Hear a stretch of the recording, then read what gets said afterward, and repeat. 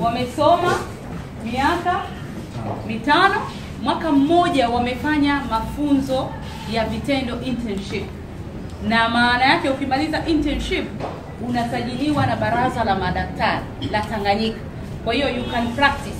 Na moja ya kigezo tulichoweka, lazima daktari huyo ambaye anatakiwa kuomba lazima awe amesajiliwa na Baraza la Madaktari la Tanganyika. Na kama mmeona press release ya Kenya ya tarehe 19 March, Medical Practitioners Board ya Kenya ambacho walisema CMO, kama umesajiliwa na Baraza la Madaktari la Tanganyika, maana yake unakuwa exempted. Kwa hiyo kwa sababu kwanza hata viwango vyetu vya kusomesha madaktari wa Kenya, Tanganyika na Uganda vinafanana.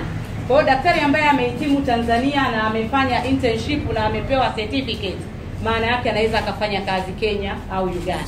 Kwa hiyo hii nitaomba muipitie, na nashukuru sana Wakenya wametusaidia, wametoa tarehe 19 March ku clarify kwamba hakutakuwa na vikwazo kwa madaktari wetu kwenda kufanya kazi Kenya as long as wamesajiliwa na Baraza la Madaktari. Kwa hiyo ukisema wametoka mitaani kidogo as if tumeokota, haileti picha nzuri.